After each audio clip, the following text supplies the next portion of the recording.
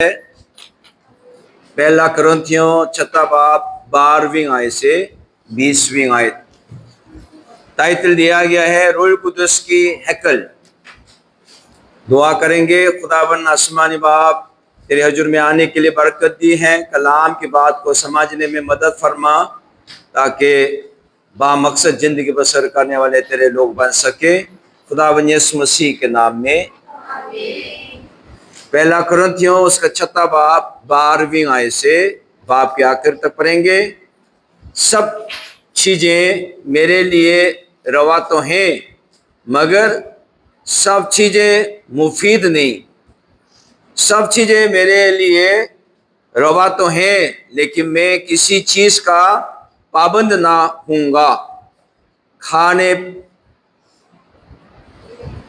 पेट के लिए हैं और पेट खानों के लिए, लेकिन खुदा उसको और इनको नेस्त करेगा। मगर बदन हरामकारी के लिए नहीं, बल्कि खुदाबंद के लिए है, और खुदाबंद बदन के लिए। और खुदा ने खुदाबंद को भी जिलाया और हमको भी अपनी कुदरत से जिलाएगा। क्या तुम नहीं जानते कि तुम्हारे बदन मसीह के अज़ा हैं? बस क्या मैं मसीह के अज़ा लेकर किसी कसबी के अज़ा बनाऊं? हरगिज़ नहीं। क्या तुम नहीं जानते कि जो कोई कसबी से सोबत करता है वो उसके साथ एक तन होता है, क्योंकि वो फरमाता है कि वो दोनों एक तन होंगे। और जो खुदाबंद की सोबत में रहता है उसके साथ एक रूह होता है। हरामकारी से भागो। जितने गुनाह आदमी करता है वो बदन से बाहर है, मगर हरामकार अपने बदन का भी गुनहगार है। क्या तुम नहीं जानते कि तुम्हारा बदन रूह कुदस का मखदीस है, जो तुम में बसा हुआ है और तुमको खुदा की तरफ से मिला है, और तुम अपने नहीं, क्योंकि कीमत से खरीदे गए हो। बस अपने बदन से खुदा का जलाल जाहिर करो। खुदा का कलाम पढ़े और सुने जाने से हम सब पर खास बरकत हो। आज का हवाला हमें सोचने के लिए मजबूर कर रहा है। रवा है या नहीं इस पर जोर नहीं दे रहा, बल्कि क्या है, मुफीद है या नहीं। मुफीद फायदा होना चाहिए। मेरे लिए रवा तो है, मगर सब चीजें मुफीद नहीं। सबको गुलाब जामुन खाने का रवा तो है, लेकिन शुगर पेशेंट को फायदा है कि नुकसान है? नुकसान है। ठीक है। इसी तरह अपने कंडीशन के मुताबिक ये मेरे लिए फायदा है या नहीं है। इमली उतार के ले जाती है टीचर और कहती है बच्चों को उतार के दे दो। ऐसे भी देखा है। लेकिन तानिया को और यफना को, किंजा को और पहले नायरा, वो जरा सा खाए वो गला सूखना शुरू हो जाता है। एलर्जी है। उसको पता है मुझे इसको खाने से एलर्जी है, तो नहीं खाना चाहिए। खाने में कोई गुनाह नहीं करेगा। रवा तो है, लेकिन फायदा नहीं है बल्कि नुकसान है। वो चीज मेरे लिए नुकसान है, फायदा नहीं है। मुफीद नहीं तो उसको यूज नहीं करना, वो खुद फैसला करना चाहिए। समझ में आ रहा है? बहुत सारे चीज, खाने पीने की चीज किसी को एलर्जी होते। आमतौर पर आजकल आम, मैंगो का भी एलर्जी होता है, और तजर्बा से कहता है मैंगो खाकर, आम खाकर एलर्जी हो जाता है। तो क्या कहते हैं? दूध पियो। दूध पीने से एलर्जी, मैंगो का एलर्जी थोड़ा सा आराम मिलते हैं, तजर्बा से कहते हैं। हाँ, इसी तरह एलर्जी होने के बाद उसको कम करने के लिए दवाई होते हैं, लेकिन अपने आप को तजर्बा से, मुझे आलू खाने से एलर्जी है इसलिए मैं आलू खाता नहीं। बुआ जी के लिए मैं ला के देता हूं लेकिन मैं खाता नहीं।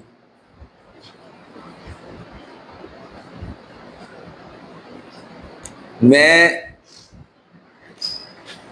क्लास 9 तक बहुत शौक से आलू खाते रहे, लेकिन क्लास 10 में एक प्रोग्राम में गया था, वो वापस आके घर में खाया, वो एलर्जी होना शुरू हो गया, इसलिए मैं नहीं खा रहा। बुआ जी को मूंगफली खाने से एलर्जी है, पहले नहीं थी, अभी अभी शुरू हुए। इसलिए कुछ लोग ड्राई फ्रूट लेकर आते हैं खाने के लिए, बुआ जी किसी दूसरे को दे देता है, अपने फायदा नहीं है। मेरे बेटे को जो यहाँ आए थे उसको झींगा खाने से एलर्जी होता है। इसको झींगा कभी खाया नहीं है, कह रहे झींगा।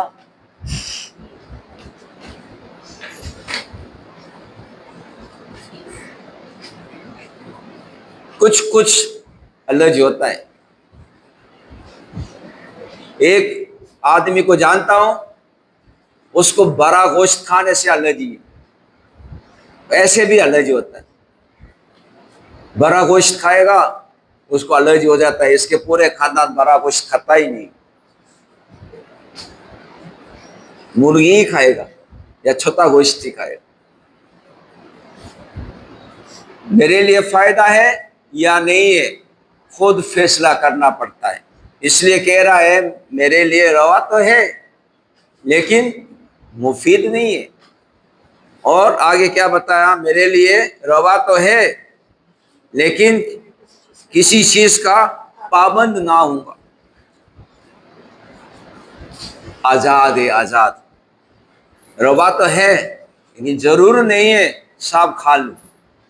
किसी के घर में दावत गया, भाई पेट भरा हुआ है, और लीजिए और लीजिए। मैंने कहा पेट भर गया है यार, पेट पूरा भर गया है।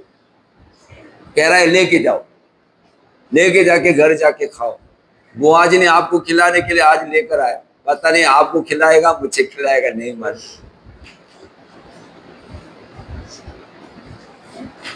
समझ में आ रहा है? परसों पेट खराब हो गया, क्यों? तरसों खाया खूब, पेट परेशान हो गया। ओए यार इतना खा लिया, हजम कैसे करूंगा? इसलिए क्या है, पेट खराब, उल्टियां होने का महसूस, बर्दाश्त करना। शाम तो कुछ नहीं खाया, सिर्फ पानी पिए, पेप्सी पिए, शरबत पिए, शाम तक सही हो गया, अभी सही है। लेकिन सोच लिया अभी जवान तो नहीं है, हर चीज खा के पेट भरते रहूं। जितना खाए फायदा हो, हद से ज्यादा खाएगा तो क्या होगा? हद से ज्यादा खाएगा क्या होगा? नहीं, जिस्म जिस्म उसको जमा करता है। कहाँ जमा करेगा? पेट में जमा करेगा, इसलिए पेट बाहर आ जाता है।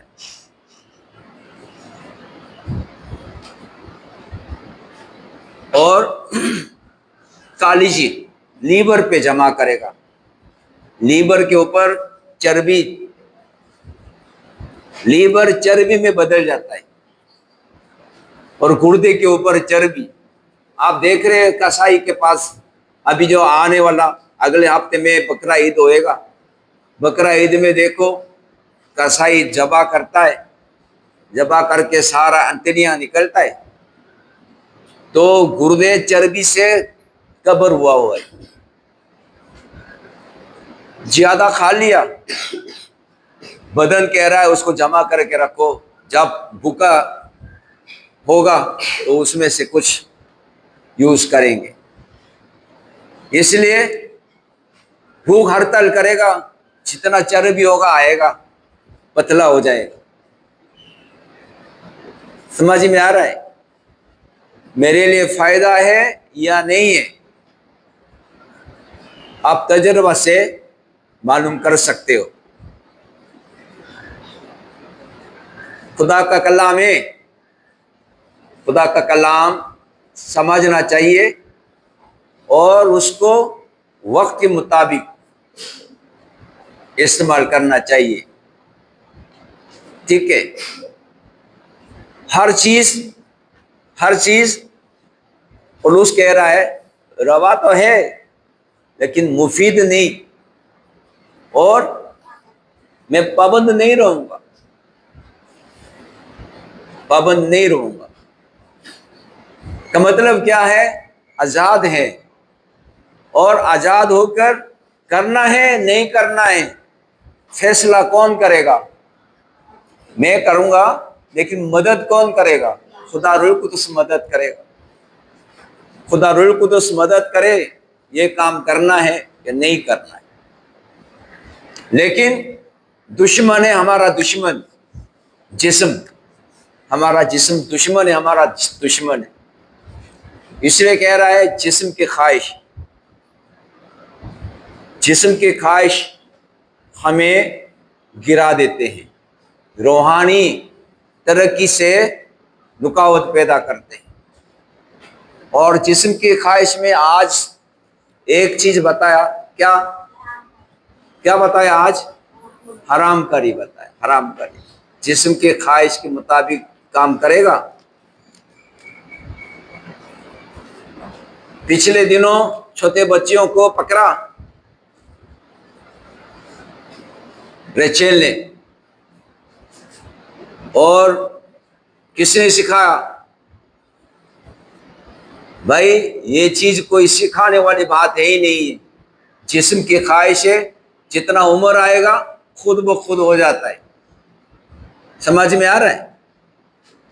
वो नहीं समझ आया, कह रहे हो वही, अब आप अपनी उम्र में सब गुजर चुके हो, बस छुपा के गुजर गया, पकड़ा नहीं गया। पकड़ा गया वो थत्थों में उड़ाया जाएगा, नहीं पकड़ा गया बस शरीफ रहेगा। इतना फर्क है, सब उस उम्र में गुजरता है। समझ में आ रहा है? सब उस उम्र में गुजरता है। इसलिए एक दूसरे को मदद करनी चाहिए। भाई रवा है, लेकिन कोई चीज पाबंद होना पड़ता है, कोई चीज पाबंद न होने की जरूरत है, या कोई चीज फायदा है या नुकसान है, अपने जिंदगी में तजुर्बा से सीखने की जरूरत है। और जो पहला सीख लिया है दूसरों को मदद करने की जरूरत है। समझ में आ रहा है? कल मैथ्स लेकर आया, मुझे सिखाओ, मैंने बोला अपनी तरफ से उसको बता दिया, वो जवाब देखा गलत था। अरे यार गलत क्यों है? क्योंकि हमने ऐसा चीज सीखा नहीं। माइनस करके आगे पीछे ब्लो कर दिया, इसका क्या मतलब है? हमारा कभी शोषण इसका सीखा ही नहीं है। हमारा समझो कि 50 साल पुराने एलिमेंट्री स्कूल में से हम 50 साल पुराना हो गया है। 50 साल में बहुत कुछ आ गया, नई नई तालीम।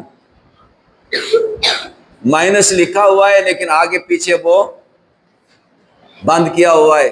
वो कह रहा है माइनस नहीं है भाई, आपके दिमाग को खराब कर दिया। वो माइनस नहीं है, वो प्लस ही है। अच्छा, फिर उसको आगे पीछे तरतीब से रखा, फिर कह रहा सही जवाब है। ये वादा है, हम इसको ऐसे समझेंगे, वादा है।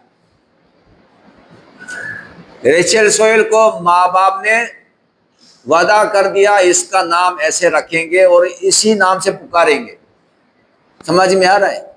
हर चीज का वादा है, इसलिए उसको क्या करना होगा? याद करना होगा। मैथ्स को भी याद करना होगा, हर चीज याद करना है, वो समझना है।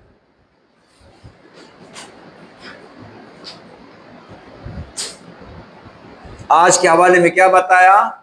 रवा है लेकिन फायदा है या नहीं है ये भी देखना है। पाबंद रहूं या नहीं रहूं ये भी। और हर चीज किसके लिए यूज करना है? आखिर में क्या बताया?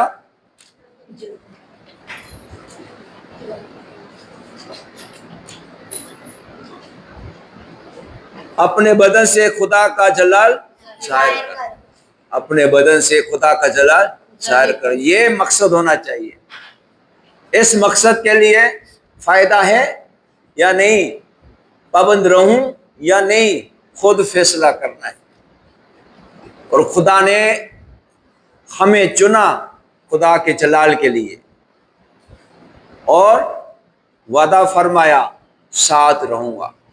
खुदा हमारे साथ है, हर वक्त मदद करने के लिए तैयार है।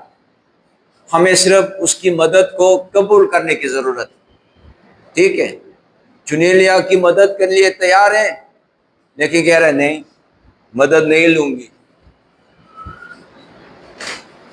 सुबह आप बाहर गए, किसी ने चप्पल चुरा के फेंक दिया।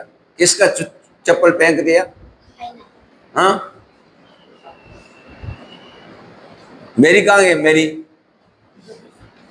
आप जूती उतार के किसको दे रहे थे? कायनात। कायनात कहाँ है? कौन आपकी जूती को फेंक दिए थे, चप्पल को?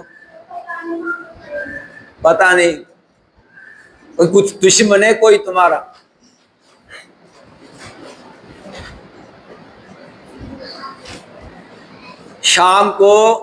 शाम को इधर स्टडी के लिए आते हैं, सब चप्पल उतारते हैं और जो पसंद आए पहन के कहीं वॉशरूम चला जाता है, कहीं कुछ चला जाता है। बाद में कह रहे मेरे चप्पल नहीं है, मेरे अभी चप्पल पहन कर आए हो, उतार के आए हो? शाम को भी पहन के आया करो। बाद में ये नहीं मेरे जब है ही नहीं है, उसको ढूंढते रहे। किसी को शरारत करके वो फेंक दिए, सुबह नजर आया। ये हरकत नहीं करो। क्यों करते हो? कायनात के दुश्मन कोई तो है, इसलिए ऐसा करते। इन्होंने किसी को तंग किया होगा, है शरारती है ये वो। कल आमी आए, आमी को ऐसे हंस के वो तंग कर रही।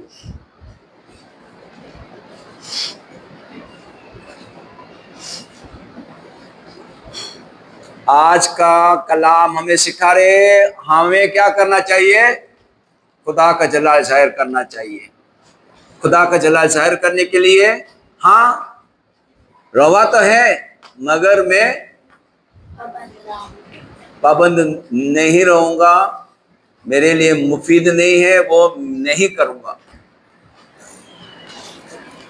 रूह कुदस की हैकल आज के टाइटल है। पहला टाइटल है हमारे बदन खुदाबंद के नजदीक अहम है।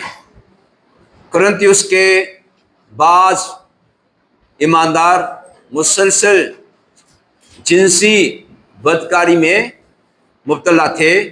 वो ये दलील देते थे कि उन्हें जो चाहें करने की आज़ादी है, कि जिनसी ख्वाहिशात को पूरा करना एक फितरी अमर है, और ये कि वो अपने जिस्म के साथ जो भी करें उससे कोई फ़र्क नहीं पड़ता, क्योंकि उनके जिस्म आखिरकार मिट्टी में मिल जाएंगे।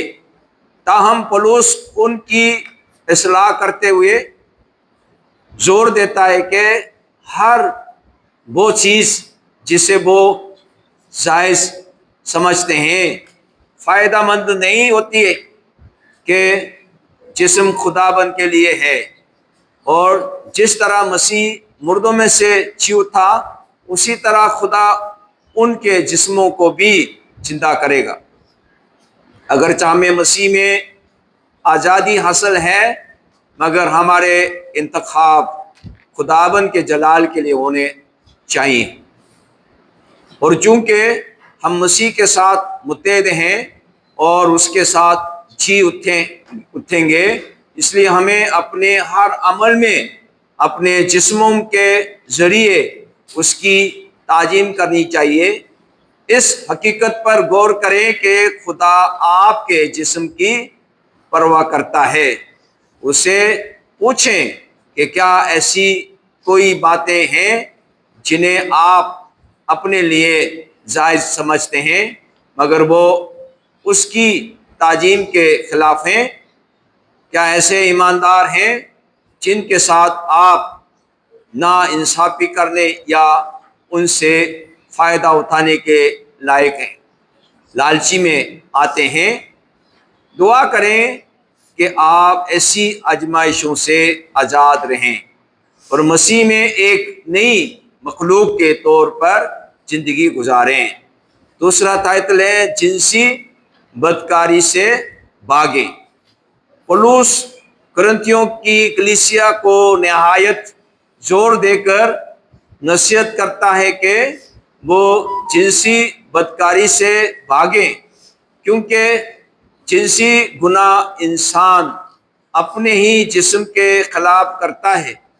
ये बात ख़ास तौर पर संजीदा है, क्योंकि मसीह के साथ हमारे इत्तेहाद के ज़रिए हमारे जिस्म रूह कुदुस की हैकल बन चुके हैं, और अपने जिस्म के खिलाफ गुनाह करना दरअसल खुदा की हैकल के खिलाफ गुनाह करना है।